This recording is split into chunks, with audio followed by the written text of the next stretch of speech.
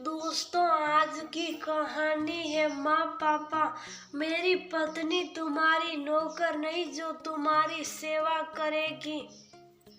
दोस्तों, कहानी शुरू करने से पहले अगर आपने चैनल को सब्सक्राइब नहीं किया हो तो कर लीजिए ताकि आपके पास पहुंच सके हर नया वीडियो। कमला तैयार होकर छोटे बेटे रोहित के लिए लड़की देखने के लिए घर से बाहर निकलने ही वाली थी कि तभी रोहित उससे बोला, मम्मी जी अब की बार सुंदर नई संस्कारी बहू लाना। रोहित की बात सुनकर कमला मुस्कुराते हुए बोली, बेटा तुम भी साथ चलो ना, आजकल तो लड़का दूसरे को पसंद करने के बाद ही शादी करते। मम्मी जी मुझे आप पर और पापा पर पूरा विश्वास है, आप मेरे लिए अच्छे जीवन साथी का ही चयन करेगी। बस एक बात याद रखना, लड़की संस्कारी हो।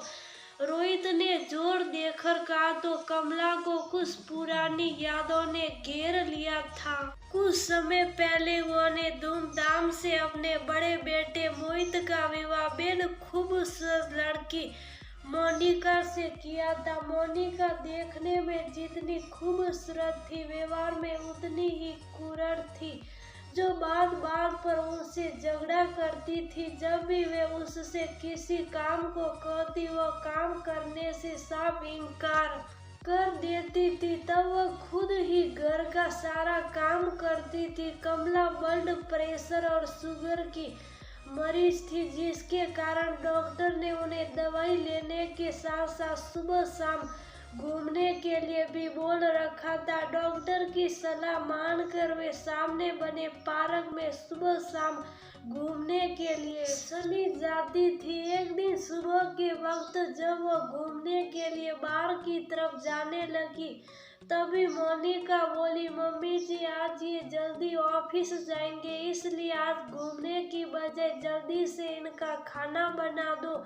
ये सुनकर कमला बोली, यदि आज जल्दी है तो खाना तुम बना दो, मैं तो रोजाना ही बनाती हूँ। बस इतनी सी बात पर मोनिका को बहुत गुस्सा आ गया। उसने उनका हाथ पकड़कर मरोड़ते हुए कहा, खाना बनाने से बचने के लिए मुझे सलाह देती हो, अब देखती हूँ तुम बाहर कैसे जाओगी। बहू का अपने प्रति ऐसा व्यवहार देखकर कमला की आंखों में आंसू आ गए थे। उस वक्त उनका पति और छोटा बेटा किसी काम की वजह से कई दिनों के लिए बाहर गए हुए थे। जब उन्होंने मोहित से मोनिका की शिकायत की तो मोनिका रोने का नाटक करते हुए मोहित से बोली, मम्मी मुझ पर झूठे आरोप लगा रही है, भला मैं मम्मी का हाथ क्यों मरोड़ूंगी।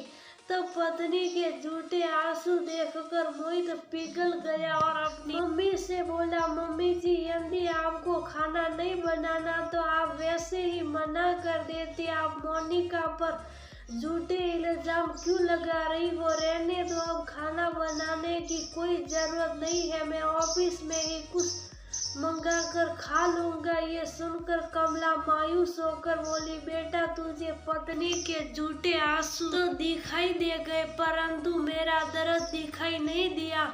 आज तुम जैसा कर्म मेरे साथ करोगे, एक दिन तुम भी वैसा ही फल पाओगे। उनके दुखी मन से एकदम से बदुआ निकल गई थी। मम्मी जी मेरा दिमाग खराब मत करो, पता नहीं कौन झूठा है कौन सच्चा, ये कहकर मोहित बड़बड़ा हुए ऑफिस चला गया था। तब बेटे बहू का व्यवहार देखकर कमला बेहद दुखी हुई थी।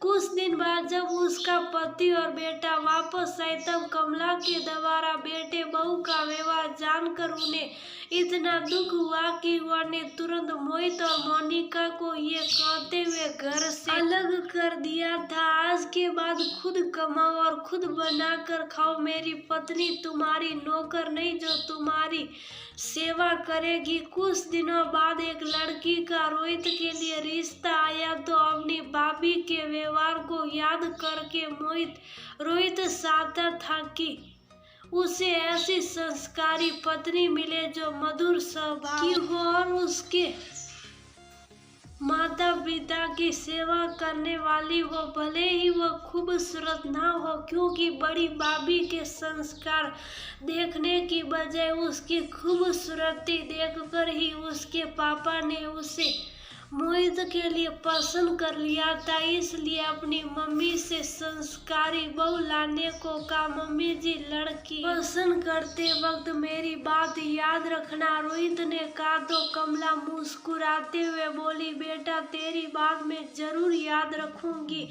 लड़की की खूबसूरती देखने की बजाय उसके संस्कार जरूर देखूंगी। तब कमला की बात सुनकर रोहित और उसके पापा के चेहरे पर मुस्कुराहट आ गई थी। अपने समाज में इस तरह की अनेकों घटनाएं होने के बाद यही महसूस हुआ कि रिश्ते खूबसूरती से नहीं, संस्कारों से ही संपन्न होते हैं। इसलिए बेटियों को शिक्षा के साथ साथ संस्कार जरूर दे, ताकि उनके हिस्से किसी की बदुआ ना आए, क्योंकि दुखी मन से सिर्फ बदुआ ही निकलती है, आशीर्वाद नहीं।